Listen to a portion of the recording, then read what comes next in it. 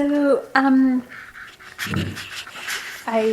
Jean had mentioned that in your group you are looking at wisdom, right view, or wisdom, and would I talk about that? And so I wanted to talk about probably what is considered the most important aspect of wisdom, which is karma.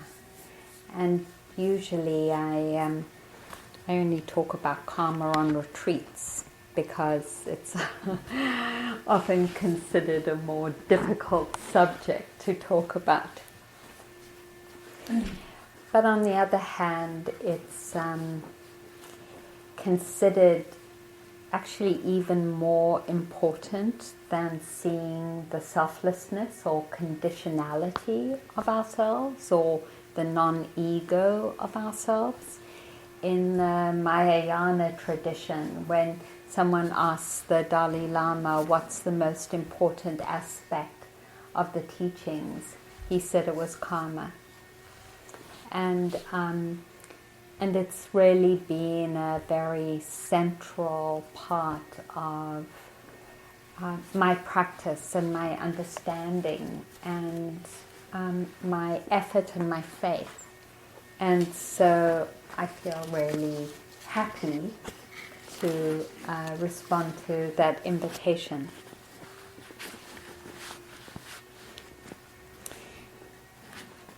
One of the definitions of a Buddha is the mind's capacity when it's so opened to see everything that a human mind can see, just everything.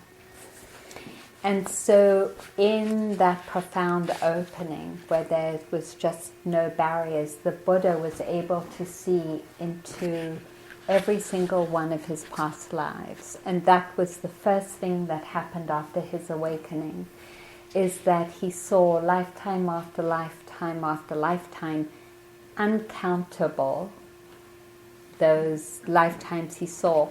And in each lifetime he saw the clothes he wore and the food that he ate and the situation. And it was in that vision he saw the dynamic of karma. And as we now understand it, and it was a very radical vision, because in his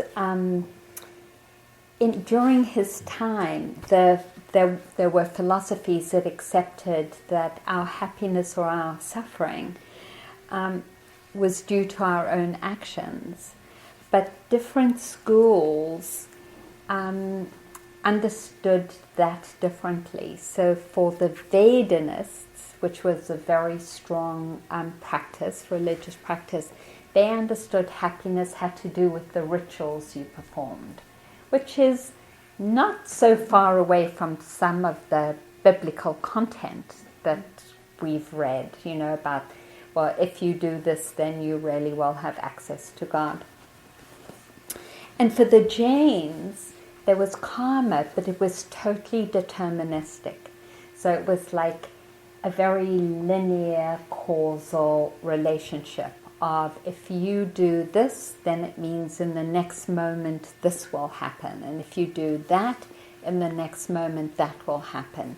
And in that perspective for the Jains, and the Jains were a very big movement, and they're still Jains practicing, the only purification process, the ultimate purification process, because of that, was to starve yourself and to die from that starvation, so that any action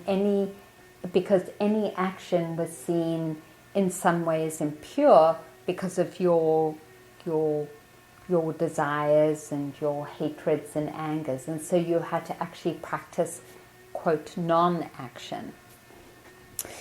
So what was really radical then about the Buddha's teaching is that he saw, one, that it was the intention behind the action that mattered. So it wasn't just the action, but the intention.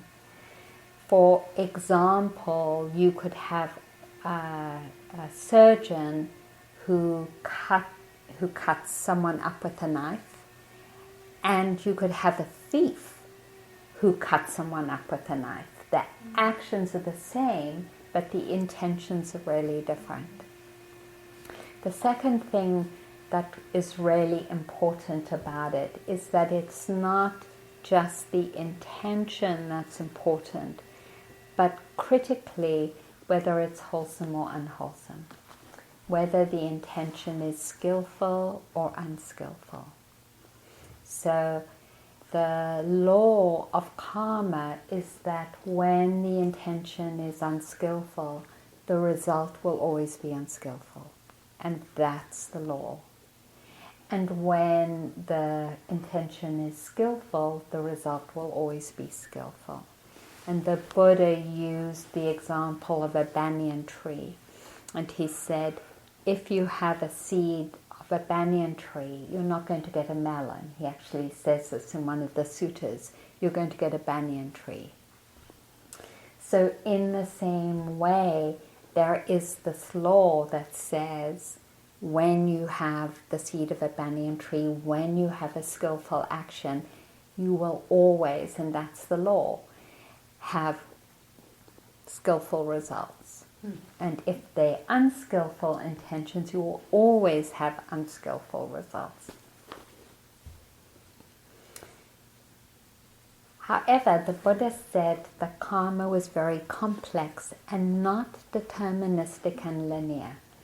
So this differs from a lot of the other traditions like the Jains. And what does that mean? It means the environment in which a skillful intention or an unskillful intention is made, and the effects of those changes the actual experience. So, for example, if we are, like you've just come back from a retreat, and it's Sunday, and you're home, and you're like just at ease and in the flow of life, and you're making your favorite drink, latte, and there's a knock on the door, and it's your next door neighbor, and your next door neighbor is holding this tattered newspaper, Sunday newspaper, and he's furious.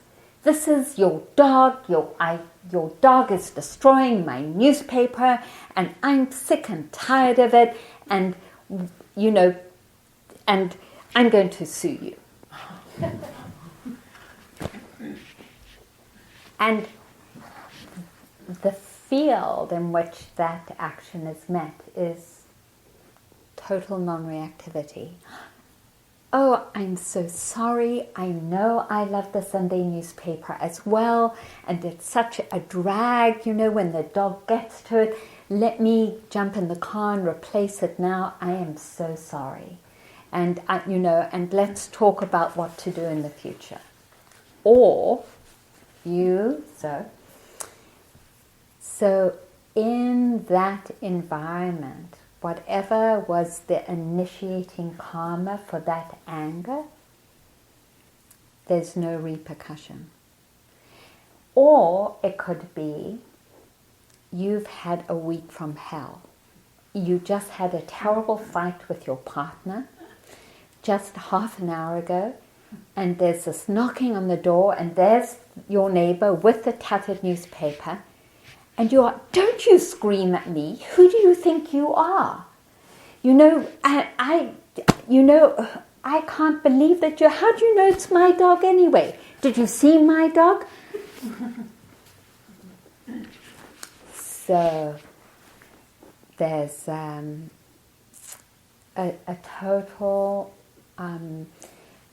reactivity in the intentions. There's a total reactivity in response to the experience. So what the Buddha is saying is that how something gets planted, skillful, unskillful, doesn't mean that the effect of that planting is the same for each human being or the same for the same human being according to the different mind states. It would be different. So another example is the story of Angulimala. So for those of you who don't know, Angulimala was a quite incredible practitioner who got lost in delusion and thought that his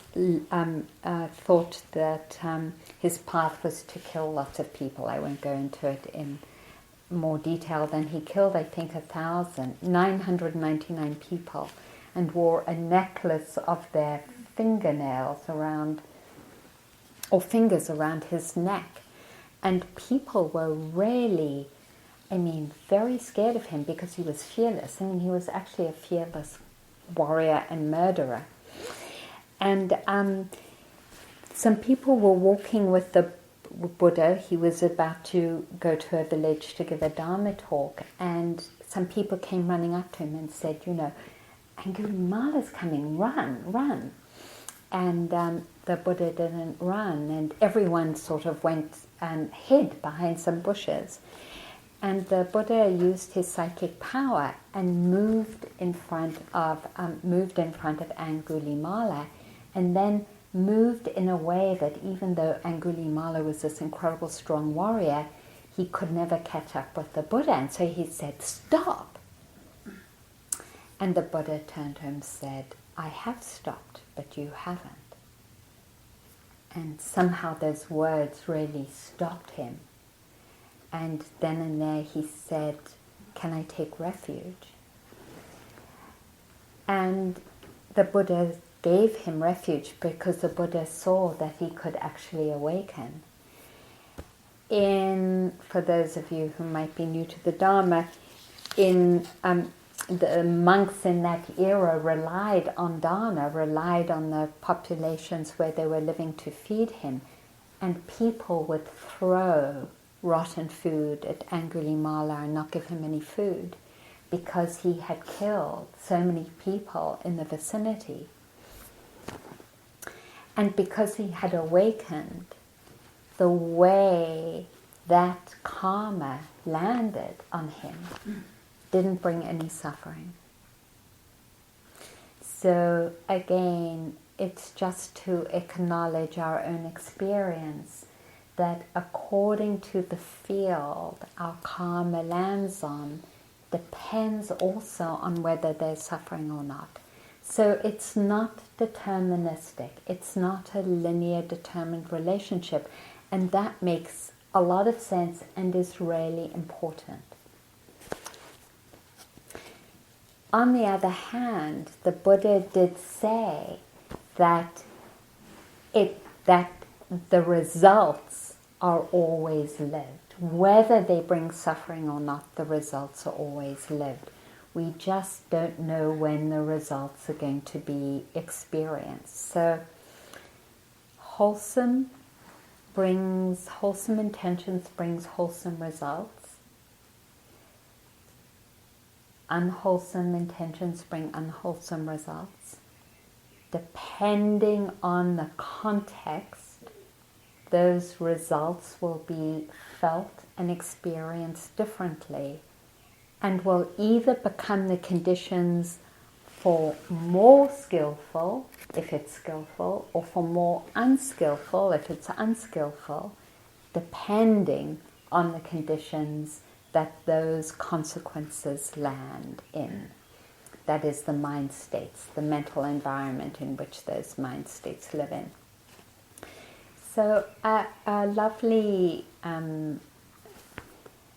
simile for that often we use is one that Thich Nhat Hanh came up with, and that is that our minds are like a garden bed or a greenhouse. And there are these different plants that live in the greenhouse. There's an angry plant, and there's a generosity plant and a wisdom plant. And every intention is planting the plant and then continuing to water that plant. So generosity will plant a generosity plant, and every further action of generosity will water the generosity plant. Intention of wanting to hurt someone, I can't remember, I was just talking to someone the other day and talking about being in a relationship when I was younger, having a really big fight with my partner at the time, and I hit her. And in that moment, it was sort of really shocking because I'd never hit anyone after that. In that moment, I saw the mind state of wanting to hurt.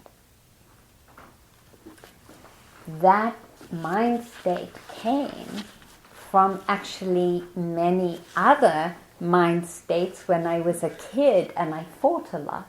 It was a familiar mind state of wanting to hurt another human being. And so that was a plant that was living in my greenhouse.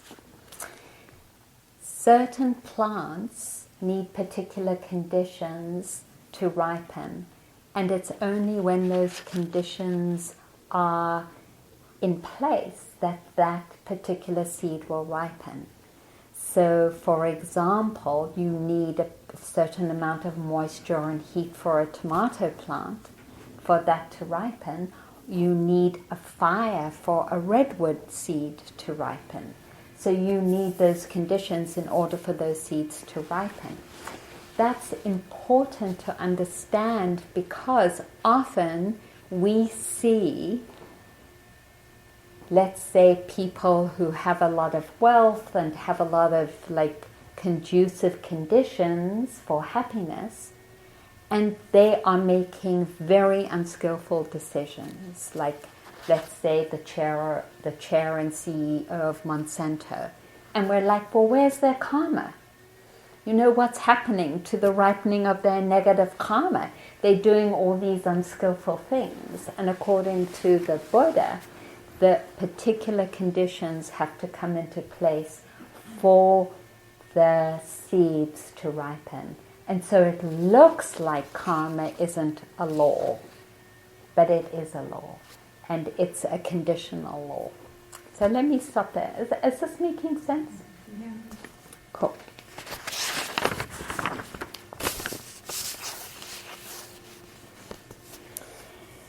So,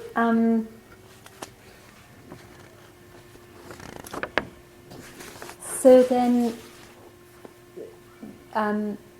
in this understanding, we're coming really to the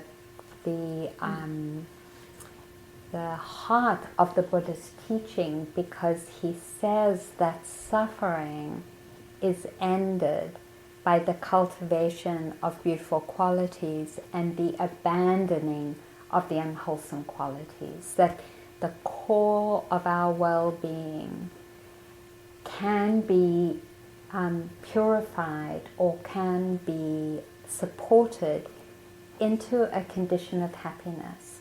And it's supported into a condition of happiness through the cultivation of the beautiful qualities and through the abandoning of the unskillful qualities. And he cites one dynamic in particular. And so the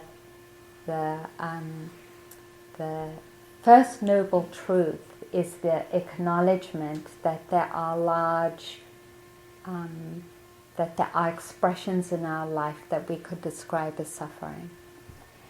And then the second noble truth is looking at the dynamic that causes that suffering, and it's one set of unskillful qualities in particular, and that is the movement of the mind to either hold onto something or to reject it, to push it away. And it's that dynamic that keeps on creating the experience of suffering inside of ourselves. And so when we think about karma and what's skillful or unskillful, the Buddha relates particularly to this dynamic and says, watch when the movement of your intention is to own, to possess, to hold on to. And watch the movement that pushes away, rejects, and turns away from the experience that you're having. Because it's those movements and the intentions behind them that bring about our suffering.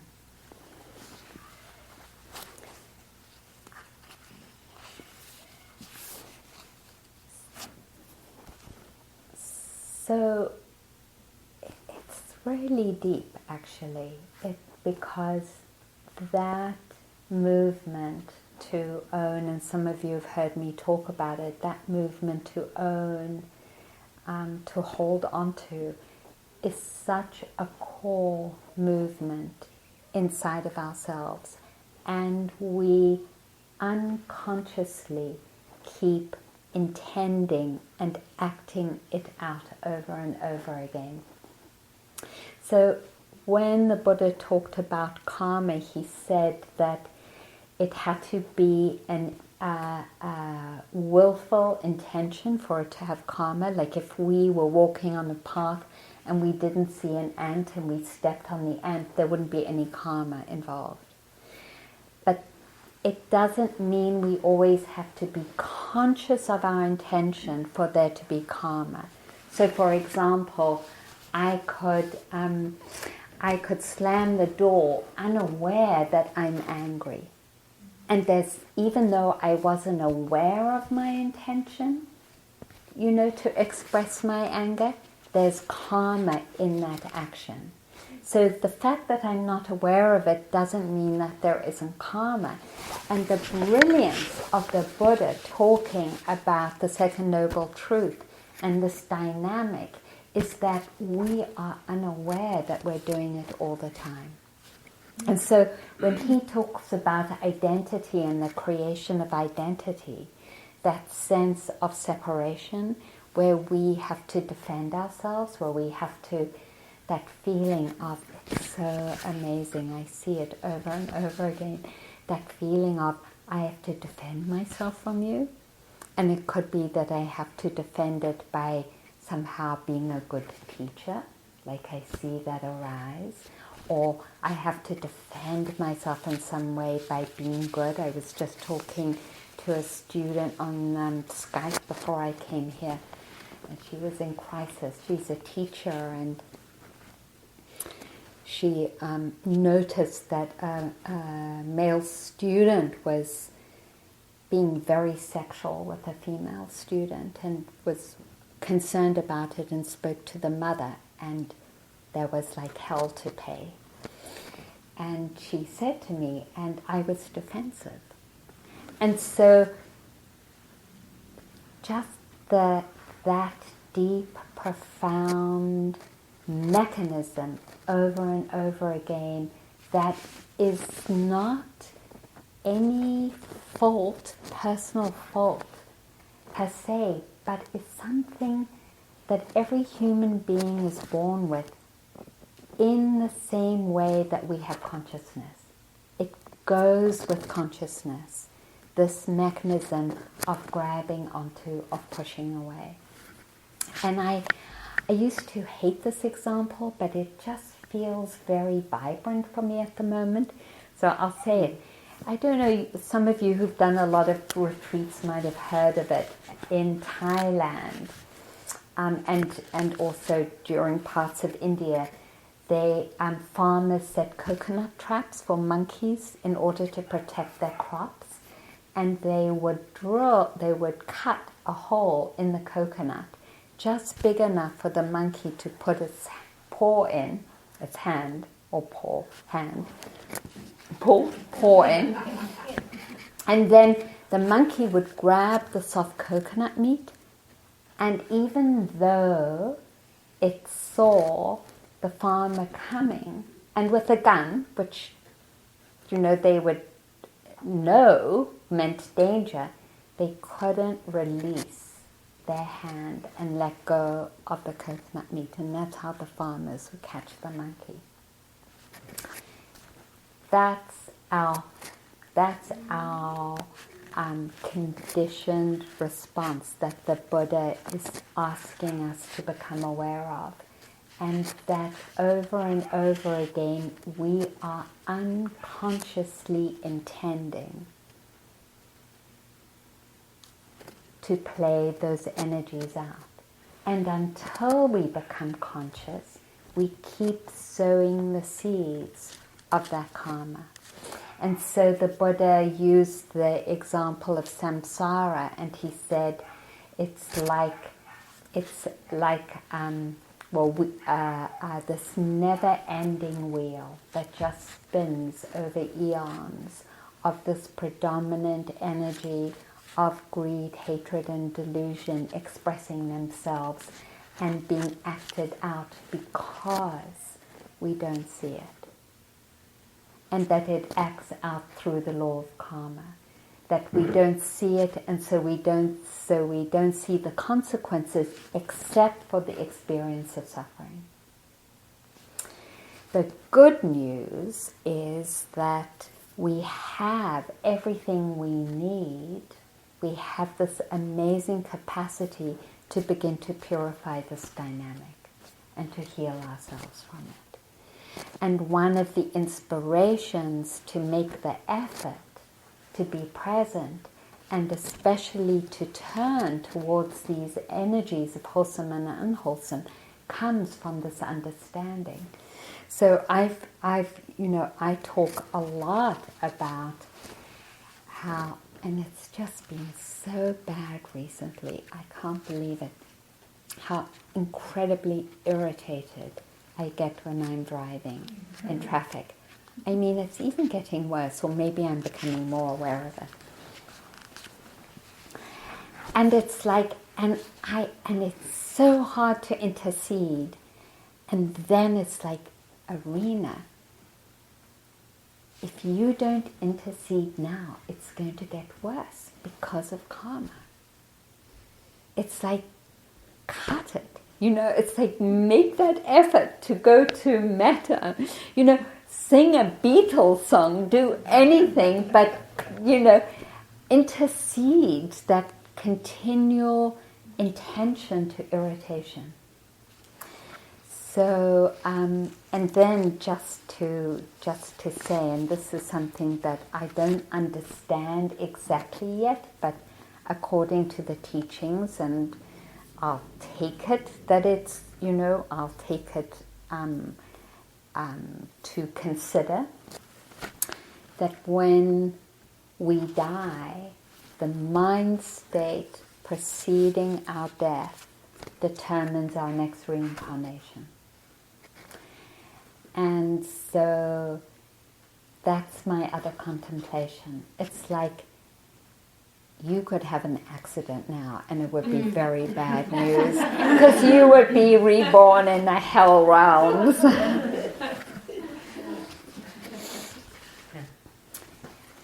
So it's in a way this law and how it gets played out invites us then and becomes the inspiration to start to become diligent in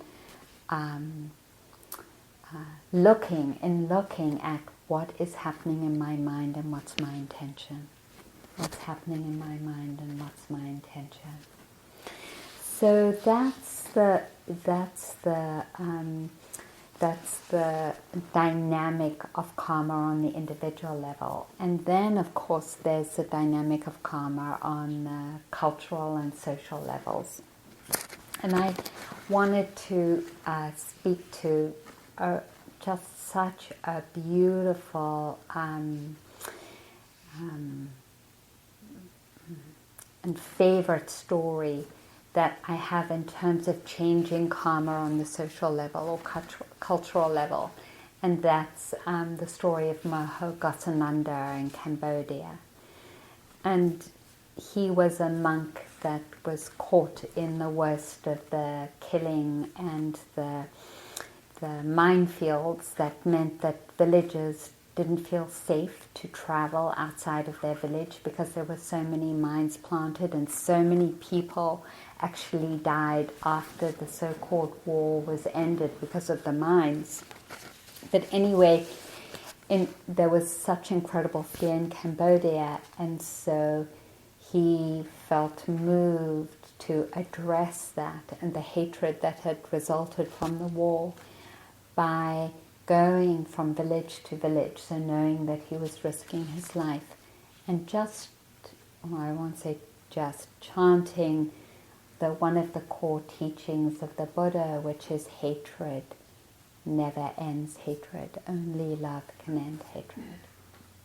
And he chanted it week after week, doing mindful walking from one village to the other. And people were so desperate and lost after the war that they started to actually follow him, so that it ended up that there were thousands of people who followed him and then would drop back and more would come. And he would go from refugee camp to refugee camp. And in the refugee camps, you can imagine the kind of despair there was. And he would find a little box and sit on the box and just chant hour after hour. And it would pull people's mind until there were thousands of people sitting around chanting, hatred will never end with hatred. Only love could end hatred. So this realm of both healing ourselves through the cultivating of beautiful qualities, and then also healing our world through the cultivation of beautiful qualities. And I wanted to address that specifically because I know over and over again when we face the unwholesomeness or the pain and the suffering in the world, there's often a response of feeling overwhelmed, as though those conditions determine and overwhelm.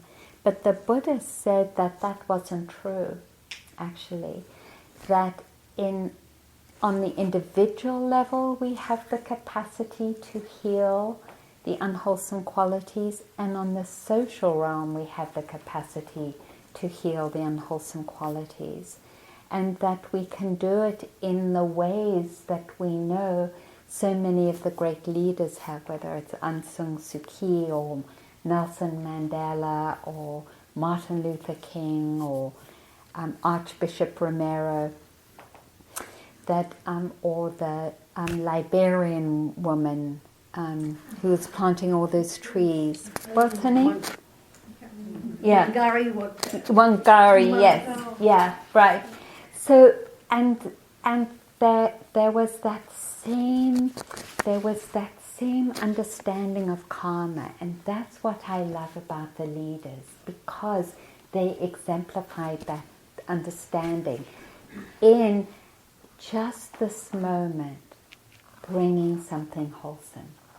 Just this moment in this action, planting this tree, planting something beautiful. Mahasagan Gausananda, just this moment of chanting. Martin Luther King, this moment of non-resistance in front of the police. It's the same practice that we do inside of ourselves that we do outside of ourselves in whatever arena that we find ourselves in. Each moment, let me plant something wholesome. And the Buddha said, absolutely, it is the law that those consequences will be reaped. So, the plus and minus of living in apartheid. The minus says that it was extraordinarily violent. And so I lived with that violence. And it was violent in two ways. It was violent because the way I was conditioned to feel superior is a kind of violence to my own heart and mind as a white person, to have to shut down the sense of interconnection with life, because there's no other way to feel superior unless you're shut down. So that kind of violence, and then the violence that was directed towards all the black Africans and Indians, just incredible violence. And then, the amazingly complex way that apartheid was structured. There was such an intense police state in order for it to live. So that violence. And when we left in 62, I think around 65 my parents gave up hope. They were like, the police state is so strong, and the oppression and subjugation of the black Africans and Indians is so strong, there is nothing we can do. It was sort of like this hopelessness.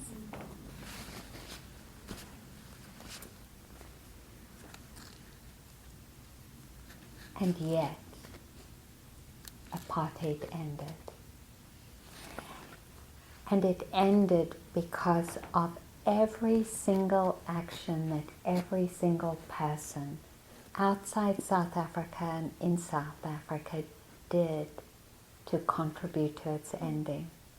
It was the boycott, it was the demonstrations of students here in this country, it was the all the political education that went around it, it was the people, the guerrillas who trained in other countries and came back as a kind of not letting de Klerk and the Afrikaners get away with the subterfuge. It was the incredible integrity of Mandela in particular, and some of the other ANC in their patient doggedness in upholding the right of human dignity for Africans. It was all those things. And often we don't see that when we contemplate karma on the cultural and social level. Somehow we become blinded to it. So in the same way that the Buddha said we can take great faith from karma, because every effort, like your effort in coming here, like your effort in listening to this, every moment of generosity or kindness or the wish for healing and liberation is actually a momentum that brings about your own liberation. The same is true on the social and cultural level, that nothing gets lost. And I want to end with this because often when we talk about karma, we see the negative parts, but we don't see the positive parts. And we are so blind. Somehow, could you put the lights on? So, it doesn't turn on? Oh, it doesn't turn. So, yeah, just to, thanks. Yeah, I know that's bright. Is that workable? Sure. It's very bright. So, when you do something, and like when I lead a retreat and people come and say, oh, that was so wonderful, thank you for your teaching, Arinna. And then one person will say, oh, I had a really hard time, I couldn't relate to you at all. Mm. And what stays? Mm-hmm. You all know this, right? It's like 20 people could say it was great, and it's the one person who says it wasn't great that stays. That's our mind in relationship to ourselves. We don't see the 20 beautiful qualities and 20 beautiful intentions. We see the one that wasn't. The Buddha said that to be born as a human being means that we have a preponderance of beautiful qualities. It's the definition of being a human being, that we have a preponderance of beautiful qualities. The issue is that we don't see them. So one of the beautiful things about karma is the acknowledgement of that. That is our lineage.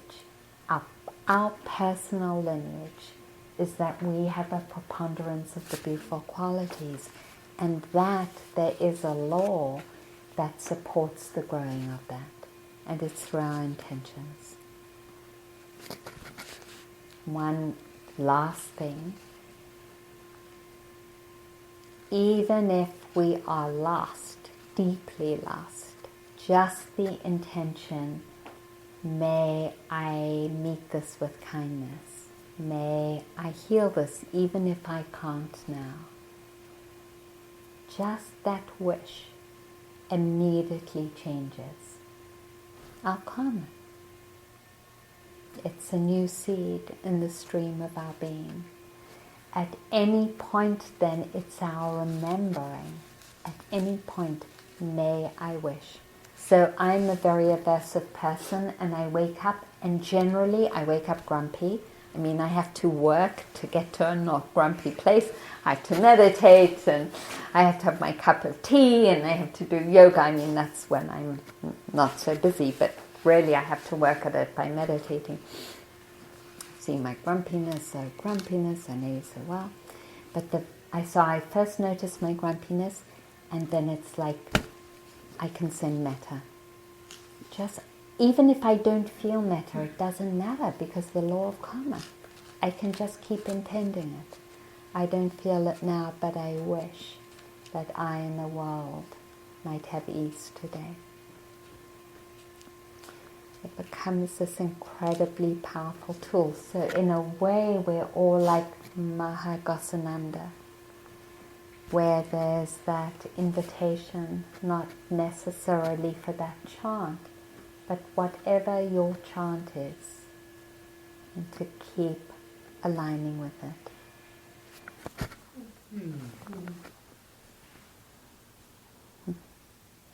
So let's just sit for a moment.